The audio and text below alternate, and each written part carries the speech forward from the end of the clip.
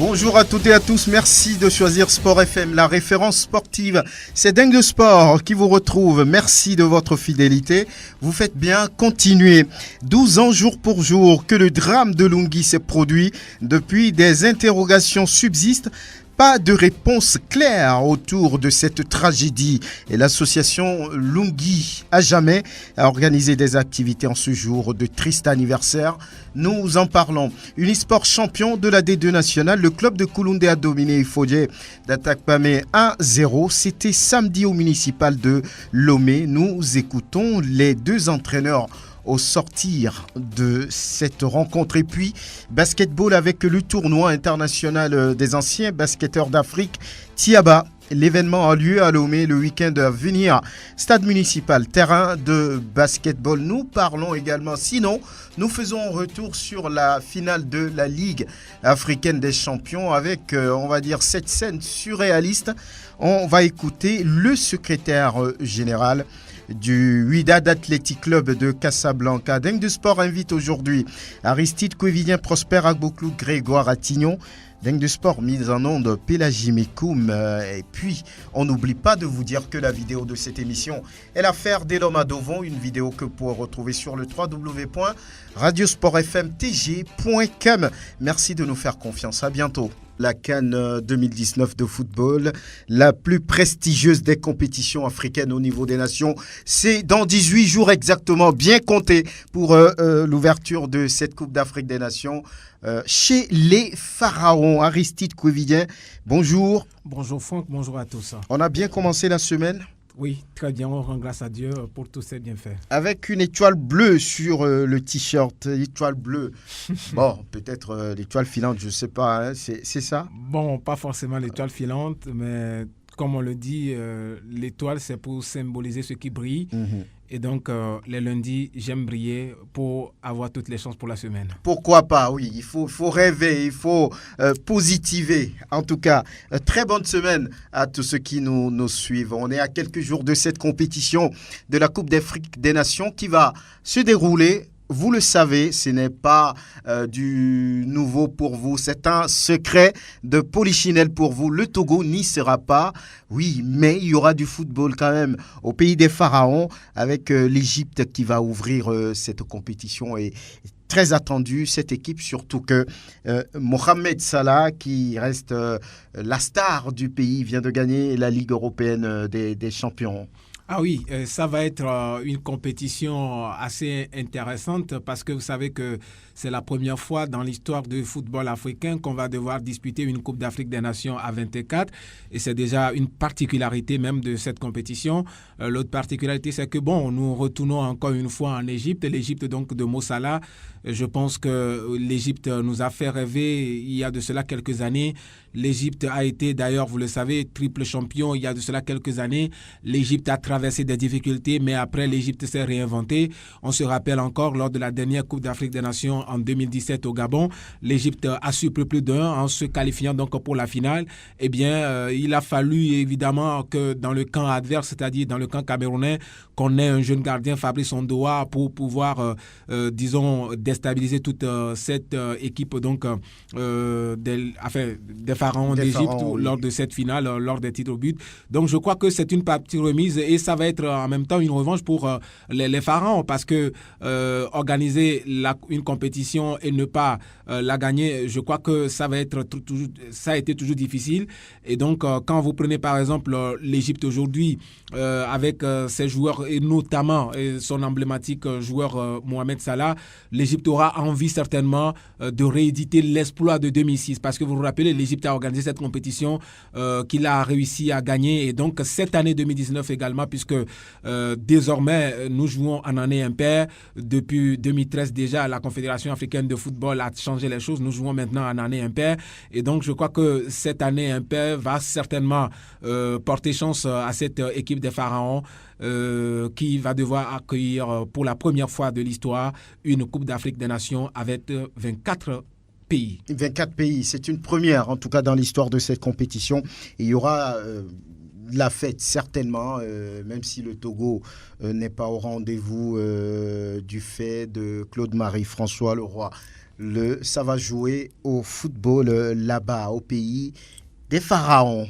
Et nous nous souvenons d'un événement malheureux, d'un événement dramatique, l'accident de Lunghi, 3 juin 2007, 3 juin 2019. Lorsqu'on fait le calcul, on demande ça à un élève de CP2, déjà il doit pouvoir donner la réponse. 12 ans que ce drame a frappé le Togo du football. Et tout le Togo, ce jour-là, a été plongé dans une situation, on va dire, indescriptible. Et voilà, on demande à Grégoire Attignon de revoir un peu, de présenter un peu les choses. Il s'agit du crash d'hélicoptère qui transportait des officiels et supporters togolais dans le cadre du match Sierra Leone-Togo comptant pour les éliminatoires de la CAN Ghana 2008. L'hélicoptère s'est écrasé à Lunghi et a fait 13 morts. Il s'agit du ministre des Sports à l'époque, Richard Kwaku Atipwe, Olive Mensa Mouzou, ancienne directrice générale de Radio Sport FM, Théodore Amenra, Bomboma Goutan, Akohen Nosso, Aladji Freddy, Diao Boli, Madame Afo, Bako Basiro, Kouji Selom, Pondi Kagaro, Adom Madanawe et Dahin Kofi qui ont tous perdu leur vie dans ce crash. Pour commémorer ce 12e anniversaire, l'association des parents des victimes Lunghi à jamais organise des activités ce jour. Une messe est dite ce matin à l'église Saint-Antoine de Padoue à Hamkopé, suivie d'une conférence de presse et d'un hommage musical. Voilà Grégoire Attignon qui plante un peu le décor. Oui, Aristide Covinet, ça fait quand même 12 ans que ce drame s'est produit en terre sierra-léonaise. Une partie de la délégation togolaise du retour de ce match contre la Sierra Leone dans le cadre des éliminatoires de la CAN 2008 organisée par le Ghana. Une partie de la délégation togolaise, disais-je, ne reviendra plus jamais, si ce n'est dans des cercueils. Et c'était un drame 12 ans après. Qu'est-ce que ça vous dit ? Non, mais je crois qu'on garde toujours de mauvais souvenirs par rapport à cet événement. Parce que quoi qu'on dise, lorsqu'il s'agit d'un match de football et qu'on apprend à la fin que, bon, voilà, il y a eu mort d'homme, ça fait toujours mal, ça fait... c'est souvent triste et donc on se pose toujours des questions. Et je me rappelle même après ce drame, certaines personnes se posaient d'ailleurs la question de savoir s'il était encore utile de voyager avec les éperviers.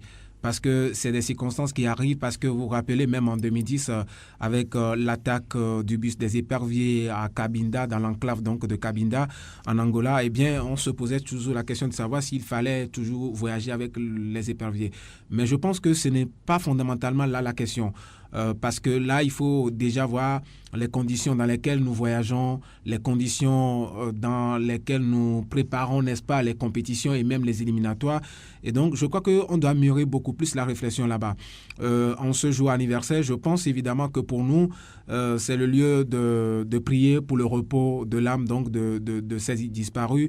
J'ai souvent l'habitude de rappeler cette parole prophétique en disant simplement que la valeur d'une vie ne dépend pas forcément de sa longueur, mais de sa qualité, et que certaines vies qui parfois nous semblent écourtées dans la vie sont les plus riches au regard de notre Dieu créateur. Je pense certainement que ceux qui nous ont quittés dans ce drame, évidemment, là où ils sont aujourd'hui, auront quand même une pensée pieuse, n'est-ce pas, pour le développement de notre football, parce qu'ils sont partis dans des conditions inattendues. Ils ne savaient pas même qu'un drame allait se produire dans de telles conditions. Vous savez même que la plupart du temps, lorsqu'il s'agit de voyager, oui, chacun a sa manière de voyager, chacun prie et tout. Mais aujourd'hui, je pense évidemment que pour conclure par rapport à cette situation, il va falloir également que justice soit rendue. Parce que jusqu'à preuve de contraire, on ne sait pas vraiment ce qui est arrivé. Mais selon vous, pourquoi ça traîne autant ? Parce que quand même, il y a parmi les disparus de cette mort atroce, le ministre Richard Atipwe, le ministre des Sports de l'époque. Oui. Il y a d'autres personnes comme Freddy Aladji, il y a d'autres personnes comme Bomboma, Lissassi, Olive Mensa, l'ancienne directrice de Sport FM. Voilà, beaucoup de personnes qui ont disparu et puis depuis 12 ans, il n'y a rien sous la main. Oui, ça a été toujours comme ça, disons, sur la terre de nos aïeux.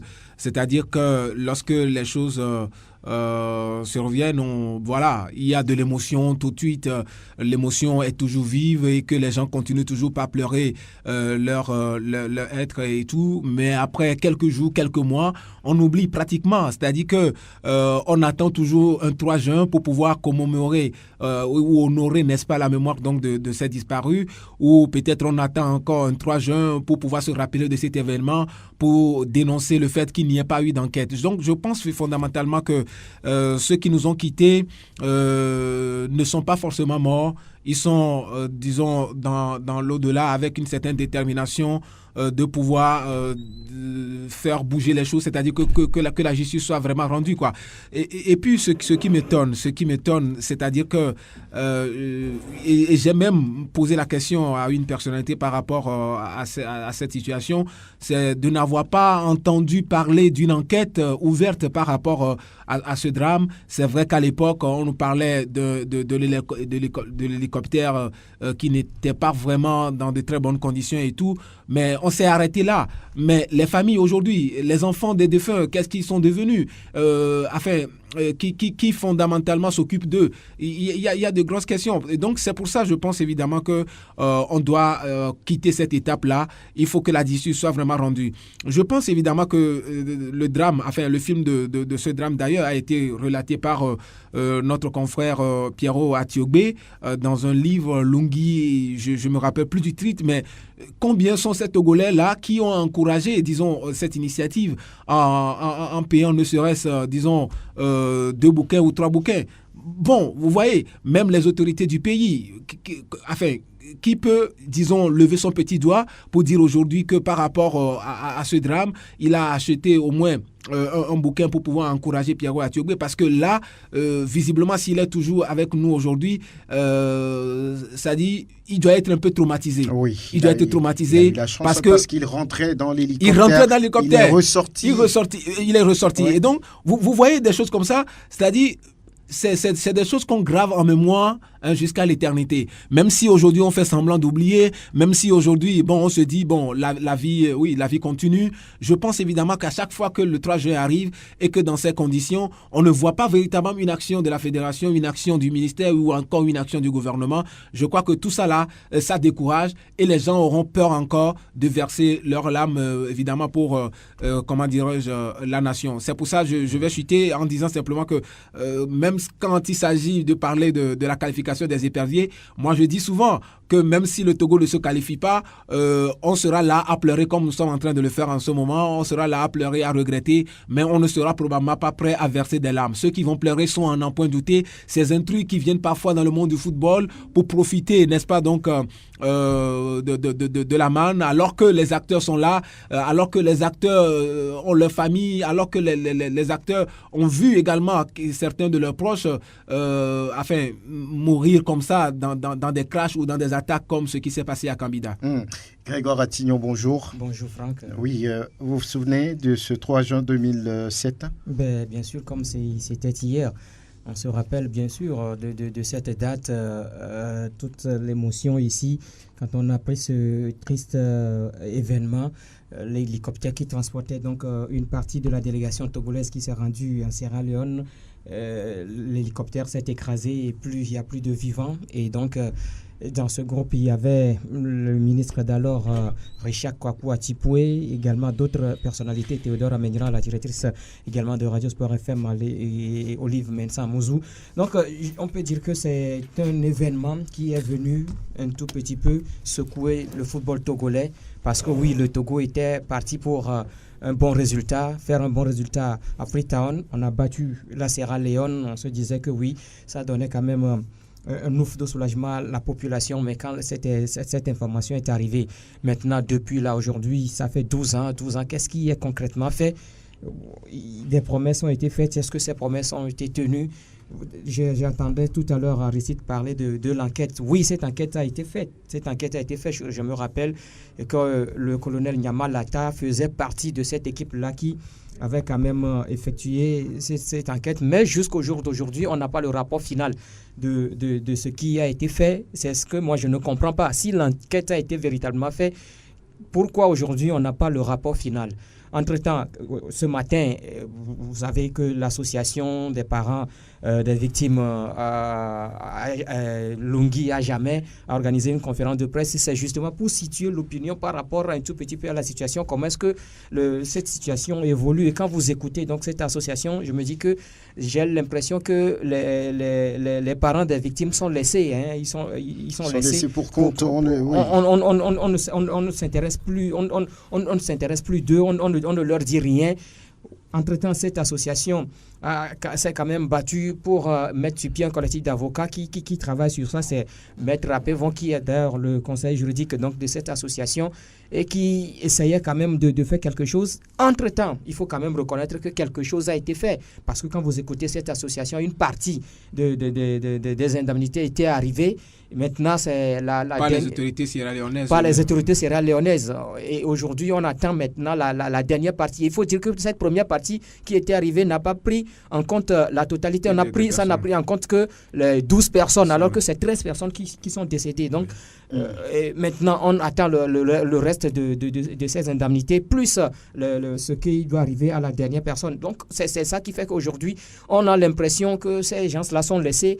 Et tout simplement parce que c'était certaines personnes, certains membres du gouvernement qui étaient au devant de la chose. On a parlé ce matin du ministre Christophe Tchao, qui était à l'époque ministre des Sports. On a parlé de Pascal Bojona, qui était donc ministre de l'administration, qui s'occupait du dossier. Mais depuis que ces ministres sont partis, on dirait qu'il y a eu un blocus quelque part. Les autres qui viennent, on dirait qu'ils ne s'intéressent pas ou bien qu'ils ne font pas ce qu'il faut faire concrètement pour quand même aider cette association à rentrer dans ses droits, bien à aider les parents des victimes à rentrer dans leurs droits. Donc je crois que c'est ce qui se fait aujourd'hui, mais cette association ne compte pas baisser les bras.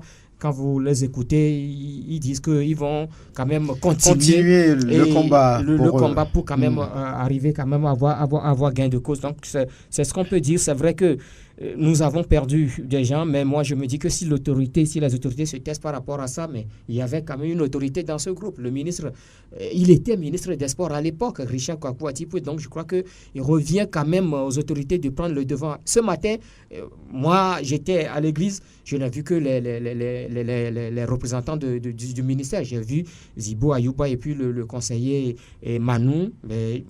En tout cas, moi, je n'ai vu aucun membre du bureau exécutif de la Fédération togolaise de football. Bon, je ne sais pas si ils ont eu des empêchements. Mais moi, je me dis que, en principe, cette date de commémoration devait être, ou bien, ces messes de commémoration devaient être organisées soit par le ministère des Sports, soit par la Fédération togolaise de football. En principe, on ne doit pas laisser l'association des victimes, des parents des victimes organiser cette manifestation. Mais je crois en tout cas, elle peut le faire, la Fédération peut le faire, le ministère également, ou on peut faire quelque chose de concert. Et quand vous les écoutez, il se dit que depuis là, le deuil n'a pas encore été fait parce que on devait quand même amener les parents sur le lieu de drame. C'est là-bas où ils devaient quand même, et ils doivent savoir véritablement la cause. Depuis là, puisque le rapport final n'est pas encore sorti, ils ne savent pas concrètement la cause de ce crash d'hélicoptère. On va d'ailleurs écouter le président le directeur exécutif de l'association Lungi à jamais, Habib Amouzou. On peut retenir que les familles des victimes sentent du mépris de la part de nos gouvernants, et togolais et sierra-léonais. Quand vous optez pour un règlement à l'amiable, c'est pour vite faire les choses. Ce règlement à l'amiable, ça traîne, ça fait 12 ans. Et c'est terrible que vous optez pour ça. Et vous n'avez même pas de répondant vis-à-vis de nos autorités qui pourraient vous dire, ok, ça va se faire demain ou après-demain. Non, rien de tout ça là ne se fait. On est en train de se battre comme de beaux lions. On ne sait pas exactement ce qui se passe. Au-delà de cela, nous n'avons pas de rapport définitif de cet accident-là pour dire que voilà ce qui s'est passé, voilà ce qui a causé la mort de nos familles. Nous n'avons pas ça. À qui est-ce qu'il faut demander ça? On ne le sait pas encore. Mais ça ne nous empêche pas de continuer à nous battre pour avoir des réponses à ces questionnements-là et pouvoir donner ces réponses-là à nos enfants un jour. Je n'ai jamais insinué que ça n'avance pas les investigations. Il y a eu des premières enquêtes qui ont fourni un rapport préliminaire. Les enquêtes se sont poursuivies et maintenant, il y a un rapport final. Et maintenant, nous voudrons qu'on mette ce rapport-là à notre disposition, que nous puissions savoir réellement ce qui s'est passé. Les bruits du couloir, on en entend tous les jours. Nous ne sommes que des parents des victimes.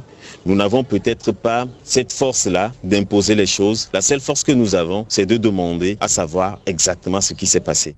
Voilà, Habib Amouzou, directeur exécutif de l'association Lungi à jamais. C'était ce matin au cours d'une conférence de presse. Prosper Agboklou, bonjour. Bonjour Franck, bonjour à tous les auditeurs. Tout va bien? Avec la grâce de Dieu. Oui, vous l'avez écouté, Habib Amouzou, directeur exécutif de l'association Lungi à jamais, 12 ans après. Oui, 12 ans après, vous savez, on est un peu triste encore, tout à fait triste, puisque le deuil n'a jamais été fait en ce sens pour les victimes, des personnes que nous connaissions, avec lesquelles on a vraiment côtoyé et qui ont disparu d'une manière tragique, et dont la mémoire n'a pas été du tout saluée en tant que telle, même s'il y a eu des obsèques, je dirais, populaires et nationales.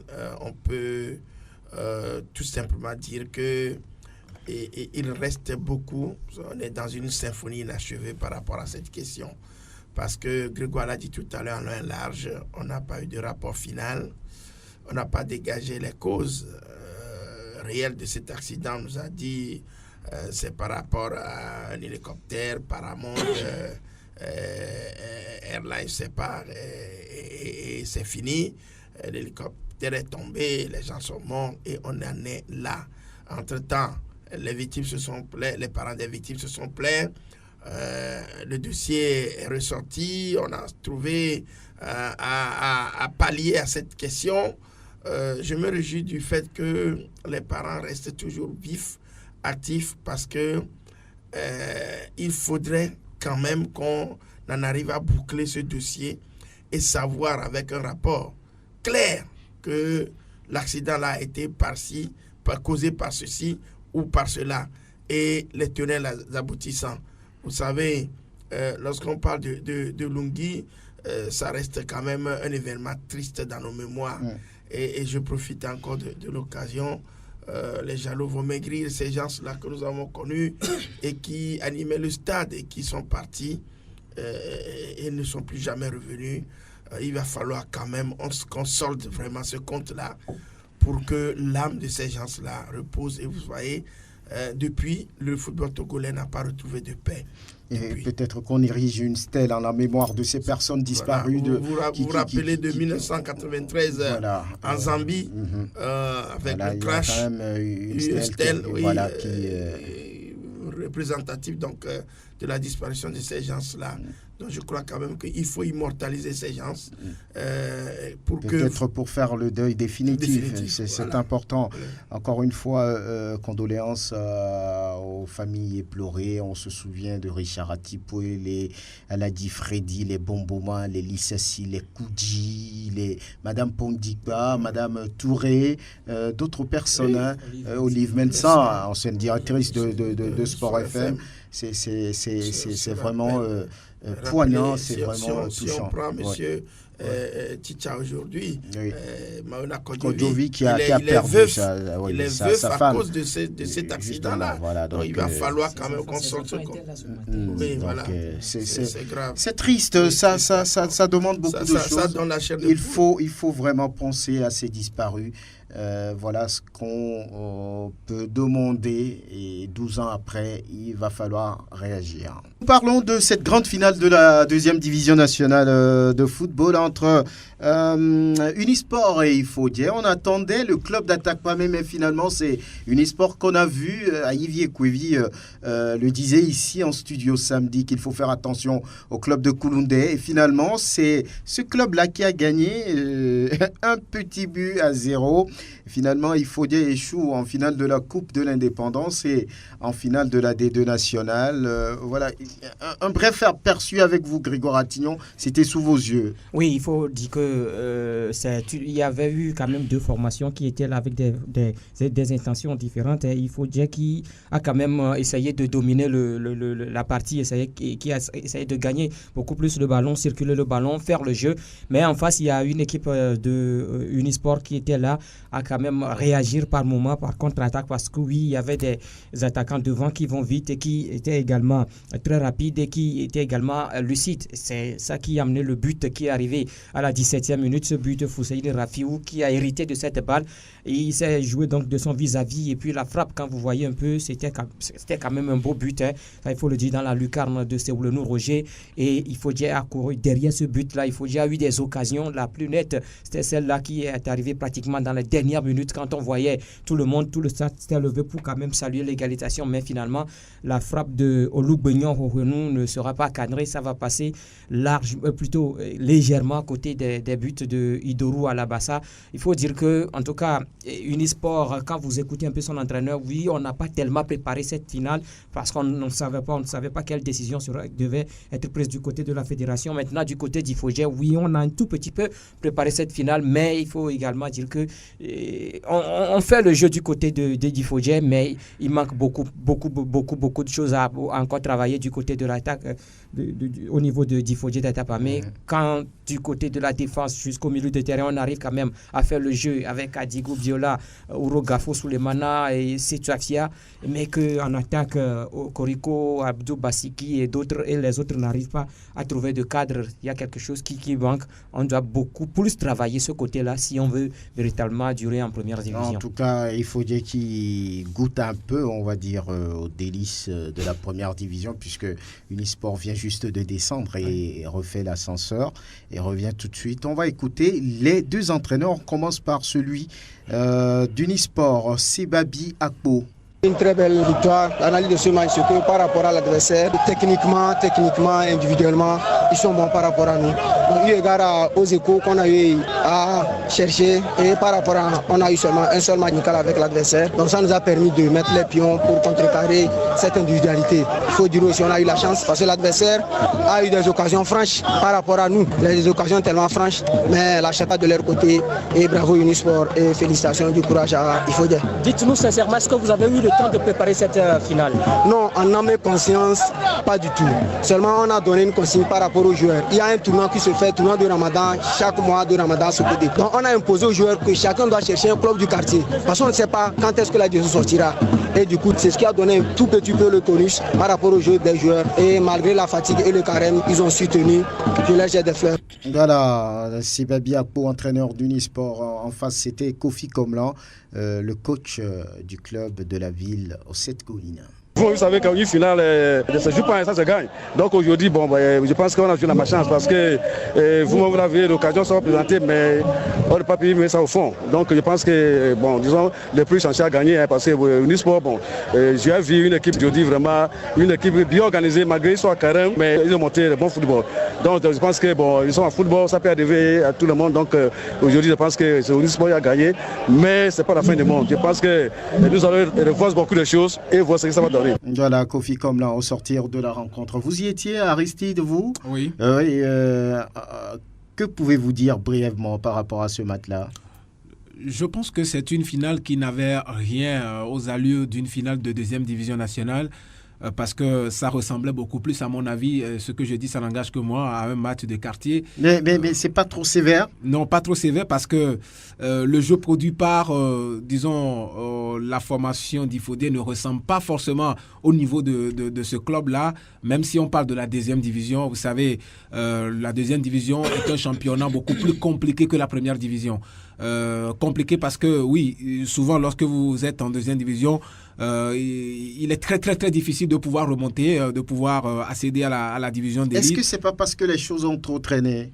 Il faut dire passer son temps à attendre son adversaire. Unisport était dans l'expectative. Est-ce que c'est moi? Est-ce que c'est Agoua? Personne ne savait quoi dire et finalement, oui, c'est j'avais Unisport. aussi cette impression, oui, lors de la rencontre. Mais par après, je me suis dit que ce n'est pas tout à fait vérifié parce que c'est beaucoup plus, il faut dire, qui était déjà qualifié, qui savait que cette formation allait jouer, qu'elle allait jouer une finale. Oui, mais une longue attente peut tout chambouler. Non, mais je comprends ce que vous voulez dire, mais à ce niveau, je pense beaucoup plus que il faut dire beaucoup plus de chance, parce que même si il faut attendre, un demi-siècle, au moins vous savez que vous avez, une finale à jouer, contrairement aux hommes de Kouloundé qui étaient surpris par le fait que, finalement, par une décision de la fédération, ils étaient obligés donc de jouer la finale de cette deuxième division. Je pense aussi que parfois, on a l'impression qu'on se prépare alors qu'on ne se prépare pas. C'est-à-dire que, oui, on peut se retrouver sur un terrain, oui, on fait des tours de terrain, on essaie de faire des jonglages et tout, voilà, demi-terrain, etc. Et on croit peut-être qu'on est en train de faire une séance d'entraînement. Parce qu'en réalité, il faut étudier le jeu de l'adversaire. Il faut, par exemple, avoir le temps de travailler, disons, le fait de marquer des buts, c'est-à-dire la façon dont il faut marquer les beaux buts devant. Regardez comment les joueurs il faut dire, ont vendangé pas mal d'occasions. Il a fallu même également que le gardien du Nisport arrive à anticiper la plupart des actions. Je pense évidemment que sur une action lors de la deuxième partie de jeu ou la première, je ne sais plus, l'arbitre central a été très gentil pour avoir donné un carton jaune au gardien de Unisport parce que c'était en réalité un carton rouge direct parce que le gardien de but, dernier rempart, sort de sa surface et annihile une occasion de but manifeste. On sent véritablement que si c'était un vrai attaquant d'Ifodier, c'était un vrai attaquant, ce but-là allait être marqué, le gardien n'aura pas la chance par exemple de pouvoir sortir de sa surface pour pouvoir enrayer le danger. Mais on n'avait pas donné carton. Non, on a donné carton jaune. On a donné carton jaune. Donc, maintenant, ça dépend de l'interprétation de chaque arbitre. Oui. Voilà, donc c'est ce qu'on peut dire. C'est ce qu'on peut dire. C'est mérité pour Unisport. Bon, mérité, je dis souvent que dans une finale, ce n'est pas forcément le plus fort qui gagne. Bien, donc mais celui qui finale, surprend, ça se gagne. Non, celui qui surprend son adversaire, pas sa façon de jouer. Donc Unisport a surpris. On surpris leur adversaire par leur façon de jouer. Vous faites partie, vous, Prosper Agboklou, qui disiez que oui, cette finale n'a rien d'important. Et on vous disait que la finale va avoir lieu. Et elle a lieu. Vous avez vu? Oui, elle a lieu. Oui. Moi, je n'étais pas au stade. Vous avez boycotté? Oui, je n'ai pas voulu regarder parce que je ne dis pas une chose et son contraire. Je ne fais pas une chose et son contraire. Je suis droit dans mes bottes. Donc, pour vous, ça... il n'y avait pas finale parce que les règles qui ont mené à cette finale n'ont pas été du tout dans la logique. Ne vous ont pas convaincu. Et surtout, moi, je voudrais rappeler simplement que si on reproche à une équipe d'avoir fait fraude sur un joueur, à l'autre équipe aussi, elle a fait fraude sur le joueur. Et on dit que ça n'a pas été compté dans les meilleurs délais. Bien. Donc je dis, moi je dis, le match a été joué, vous n'y étiez pas. Bravo donc, pour vous, il n'y avait pas match. Très bien. Merci quand même pour votre franchise. Vous avez refusé de faire le déplacement du stade municipal de Lomé. Bon, c'est votre choix aussi. Et voilà, on revient parler de Juventus de Batomé. C'est un club qui a vu jouer Djenda Konam, aujourd'hui international togolais, Getafe dans la Liga espagnole. Le club va d'ailleurs disputer la Ligue Europa la saison prochaine. C'est une bonne performance pour cette équipe. Bravo à Djenda Konam et ses coéquipiers. Grégoire Attignon, vous y étiez. Bon, le président élu Kokou Yovo à Djessi, il dit ça devrait être une assemblée générale constitutive, pas une assemblée générale élective, mais finalement, on peut garder la deuxième. Ouais. Non, ben, en fait, je crois que quand vous écoutez très bien le président, je crois que le bureau, l'équipe qui dirige aujourd'hui le club Juventus, c'est un bureau qui a été mis en place depuis la création. C'était pas au cours d'une assemblée, mais c'était mis comme ça. Donc aujourd'hui, les personnes ont été choisies, on va dire. Ont été choisies. Maintenant, on a voulu quand même faire les choses dans le nom parce que tout simplement, Juventus va jouer le championnat national de 3e division. Et donc, vous comprenez que cette équipe veut quand même être dans les normes avant de s'engager dans cette compétition. Et donc, on a voulu quand même organiser ce congrès-là. Je crois que c'est ce qui a été fait avec les statuts mis en place. Et maintenant, le bureau est là. C'est pratiquement l'ancien bureau qui est reconduit. Maintenant, on sait que légalement, il y a quand même un bureau qui dirige cette formation. Je crois que c'est quand même bien. C'est bien pour cette formation, cette jeune formation qui est issue d'un autre club. Il s'agit de Juventus de Batomé. Juventus vient de Juventus parce qu'il y a certains joueurs qui ont quitté donc Juventus pour venir se retrouver. Et quand on parle de cette période de Djenda Konam, d'Agidi Fovi, de Wame Dove et bien d'autres, en fait, tous jouaient pour Juventus de Batomé avant donc de venir créer maintenant Juventus.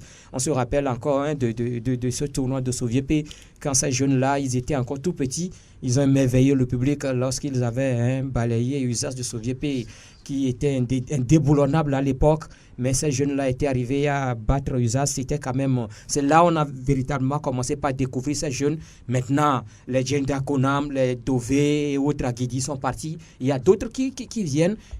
Ils écrivent toujours les belles pages parce que c'est un club qui fait toujours de belles choses là-bas dans le district numéro 10 et qui arrive toujours à remporter des trophées. Et donc cette équipe qui va disputer très prochainement dans les jours à venir le championnat national. Donc je crois que c'est quand même bien, surtout avec le soutien de ces joueurs qui sont aujourd'hui des cadres, Djenda Konam et autres. C'est ça d'ailleurs pourquoi Jen a assisté donc à ce congrès la dernière fois et il a été fait président d'honneur de cette équipe. Je crois que c'est quand même bien parce qu'ils sont là à conseiller les jeunes, ils sont là à soutenir les jeunes frères. Je crois que c'est quand même bien pour ce club de Batome. Oui, Juventus de Batome, Djenda Konam en est le président d'honneur et Pierre Noublega, président du district numéro 10. Ils ont été faits président d'honneur au sortir de cet AG. Prosper Agbouklou, oui, voilà, c'est un club qui a produit d'intéressants joueurs. Lorsqu'on écoute Aguidi Fovi qui a fait un tour, on va dire, en sélection, au Médové, on reste sur ce but en Afrique du Sud en 2013 sur une passe de laser, une passe chirurgicale de Mani Djandja Sapol, on s'en souvient. Donc c'est un club qui fait, on va dire, qui donne de très bons joueurs. Oui, je crois que avec Grégoire, on a bien suivi ce club-là lorsqu'on était ensemble à CVP. C'était une équipe dans une grande rivalité avec Usas, oui, qui faisait le beau temps. On se rappelle aussi de Fraternité à l'époque à Franciscain. Donc ce sont des équipes qui avaient animé, il faut quand même le dire, le Landerneau, donc sportif dans la région. Et qui aujourd'hui véritablement avait produit quand même des joueurs. Et si aujourd'hui la couronne reste celle donc de Djenda Konam et qui est revenu prendre donc ses responsabilités là, je crois quand même que c'est le stigmate donc d'une reconnaissance de quelqu'un qui a vraiment la tête sur les épaules et qui pense réellement, qui connaît ses origines. Donc je crois que si aujourd'hui on peut bien restructurer pour que les dividendes reviennent maintenant à ces clubs-là qui ont été des clubs formateurs, qui ont donné dans ces pépites-là, qui aujourd'hui valorisent leur talent sur le continent, d'autres l'avaient fait, et aujourd'hui, Jen qui reste donc aujourd'hui partir donc de rien, de là où on ne savait même pas l'avenir, on ne comptait pas sur l'avenir, et de revenir aujourd'hui talent international. Je crois que on ne peut que se réjouir et demander quand même que les promoteurs continuent donc qu'on appelle d'investir à la base pour que à l'avenir de ces clubs-là soient des clubs structures bien restructurés pour donner créer des pépites pour le football togolais à l'avance. Le nouveau patron de cette équipe, le nouveau patron de l'exécutif de Juventus de Batome, Kokou Yovo Adjessi. Pour moi, c'est d'abord une émotion et une joie, puisque dans notre entendement, ce n'est pas encore un congrès électif en tant que tel. Ça doit être normalement un congrès constitutif, puisque depuis 2007, où nous avons commencé ces activités, nous n'avons pas un bureau digne de ce nom. Donc c'est aujourd'hui que nous avons mis en place notre premier bureau en tant que tel pour pouvoir répondre aux échéances futures. Maintenant, quels sont les chantiers qui vous attendent? Les chantiers sont nombreux. Il y a d'abord le championnat de la D3 qui nous attend et qui est annoncé même sur le 9 juin déjà. Donc c'est notre plus grand chantier. Nous sommes en même temps détenteurs de certains trophées dans la zone. Nous devons alors participer à ces tournois pour pouvoir voir ce qu'on peut faire. Parlant du championnat, quelles seront vos ambitions? Notre ambition, comme c'est la première participation, nous allons, sans connaître les autres, essayer de faire de notre mieux pour au moins assurer le maintien, pour voir ce qui va se passer prochainement. Kakuyovo Adjissi, président du bureau exécutif de Juventus de Batome, on vous le rappelle. Diène Dakonam, ancien joueur du club et international togolais, le président du district numéro 10, Pierre Noublega, ont été faits président d'honneur à la fin des travaux. Et nous allons évoquer cette scène surréaliste qui a été constatée au niveau de la finale de la Ligue africaine des champions. La Ligue africaine. Non, pas la Ligue européenne. Parce qu'on se dit que cette scène, on ne pourra pas la constater au niveau de la Ligue européenne. Disons clairement les choses. L'Afrique, on va dire, vraiment s'est fait mal la dernière fois avec cette scène surréaliste. Un match interrompu, 1h30. Et après, le Wydad Athletic Club de Casablanca qui refuse de continuer la partie. Le trophée, la victoire a été attribuée à l'Espérance sportive de Tunis. Et la contestation des dirigeants marocains se poursuit. On va écouter d'ailleurs le secrétaire général du WAC, El Anwar Zine. Si vous-même, cher ami, qui êtes professionnel des mots, vous n'arrivez pas à en trouver, qu'est-ce que je peux dire moi? C'est un scandale inédit dans l'histoire du football mondial. Aujourd'hui, l'Afrique, je suis malheureux pour notre continent. Je suis malheureux pour le sport et je suis malheureux et triste pour la Champions League. Par contre, je suis très fier et très content de mon club, le Wydad Athletic Club, qui est prêt à tout négocier, sauf l'honneur du Wydad et l'honneur du Maroc, parce qu'il s'agissait d'abord d'une question d'honneur.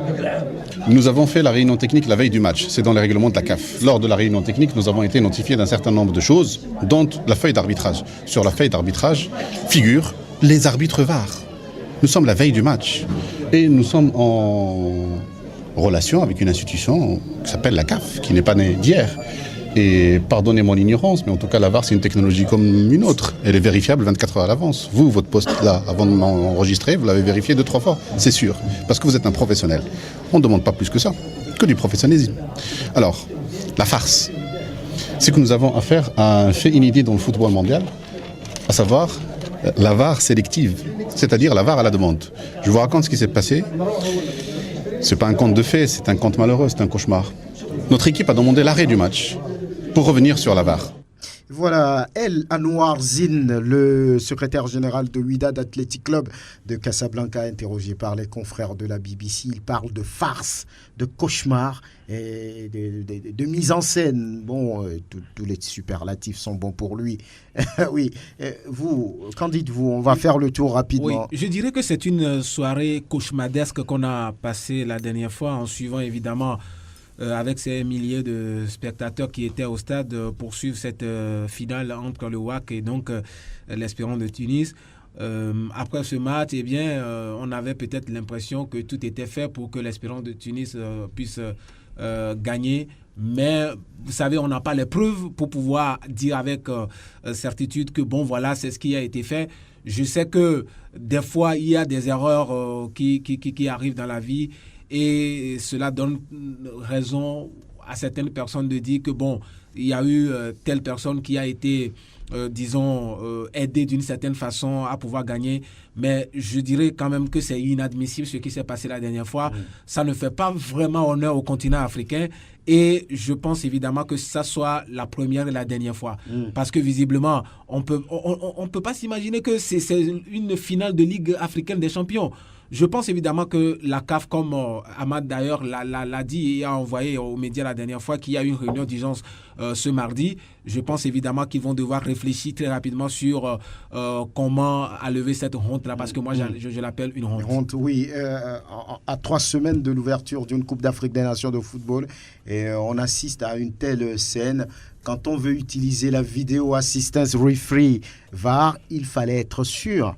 Il fallait faire les choses dans les normes. Il ne faut pas s'engager pour s'engager. Et voilà, ça crée un problème. Et le WAC qui ne termine pas la compétition, qui ne termine pas sa finale, et la victoire attribuée à l'UST, ça va faire tache d'huile si on ne règle pas définitivement ce problème. Oui, on doit effectivement y penser. Régler ce problème-là, oui, c'est le football, c'est le fair play. On le demande souvent et nous ne sommes pas là pour encourager l'anti-jeu. Lorsqu'il y a des erreurs d'arbitre, on nous demande de continuer toujours le jeu, mais on oublie parfois qu'il y a aussi l'émotion, il y a le cœur, parce que le football est devenu tellement, je dirais, précieux que les victoires en football se comptent et ça s'imagine. Donc je crois que la CAF réellement ne s'est pas pris. Vous savez, ça fait partie quand même des ratés de Ahmad depuis qu'il est arrivé. Les décisions sont ici un peu qu'on appelle remises en cause. Qu'est-ce que Ahmad a à voir dans ce truc? Quand il est à la tête, vous l'avez vu, il est descendu de son qu'on appelle de sa tribune pour venir en discuter également. Ça veut dire qu'il est concerné, le premier concerné. Il doit à la minute avec ses hommes réfléchir sur ce qu'ils doivent faire. C'est un échec. C'est un échec total parce que si on refuse 2 buts, les Marocains disent qu'on leur a refusé 2 buts à l'aller. Et ici également, on refuse un but et on dit que la machine est bloquée. C'est pourquoi on parle de... Mais l'arbitre prend ses décisions, même s'il va vers la VAR. Après, c'est lui qui décide. Oui, c'est lui qui décide, on ne refuse pas. Mais il y a tellement de faits très enchaînés qui font croire que la CAF voudrait. Et le WAC se sent tricher. Oui, bon... Je n'encourage pas l'acte d'anti-jeu. Le fait de refuser de continuer, je ne l'encourage pas. Mais il y a aussi des circonstances atténuantes. Oui, Grégoire, vous. Non, mais il faut tout simplement dire que c'est des choses, c'est ce qui se passe quand on ne veut pas se prendre au sérieux. C'est ce qui se passe. L'année passée, déjà, il y a eu des problèmes dans cette finale, justement entre l'Espérance du Tunis et je crois c'est le Zamalek. Il y a eu des problèmes en aller comme au retour. Est-ce que la CAF a cherché à régler ces problèmes-là dans cette finale? Déjà au match aller, quand vous écoutez les Marocains, il y a eu 2 buts que les Marocains ont marqué et c'est par cette même VAR que ces 2 buts ont été refusés. Maintenant ici, le but est marqué et c'est quand le but est marqué que la VAR a refusé de travailler maintenant. Est-ce que moi je ne comprends pas dans cette... Non mais c'est électronique. Oui, je suis d'accord. Je suis d'accord. Je crois que même dans le championnat français, le problème là, c'est entre-temps posé, mais il n'y avait pas quand même eu ce problème-là. Mais ici, je crois qu'il va falloir... Mais quand moi j'ai vu Ahmad descendu, il s'est descendu de la tribune. Qu'est-ce qu'il est finalement venu dire? Qu'est-ce qui a été dit pour finalement que les Marocains ont catégoriquement refusé de continuer le match? Qu'est-ce qu'il est venu faire? On ne l'a même pas regardé. Donc ce qui veut dire qu'il n'est pas considéré. Moi, je crois qu'il faut prendre des sanctions. Il est fragilisé, Ahmad? Véritablement. Parce que beaucoup disent qu'il avait le soutien du Maghreb, mais aujourd'hui, avec tout ce qui se passe...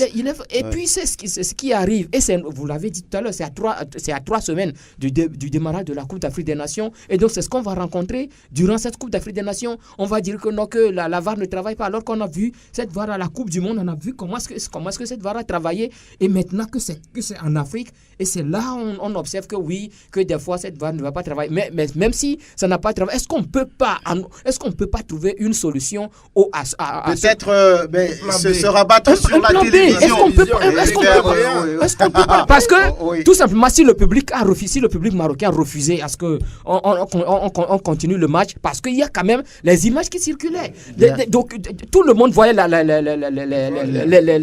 ralenti qui démontrait que le but était valable. Moi, je ne sais même pas pourquoi Gassama et ses assistants ont refusé ce but. Et pourtant, c'est l'un des meilleurs, ou bien sinon le meilleur sur le continent. Gassama, cet arbitre-là. Bon, c'est dommage, mais il se dit que la VAR va intervenir à partir des 8e de finale lors de la prochaine CAN. Mais espérons que ça ne soit pas des catastrophes, parce que là... Merci Aristide Coévidien, merci Grégoire Attignon et l'homme à Dovon, merci Anas PM, merci aussi, à bientôt.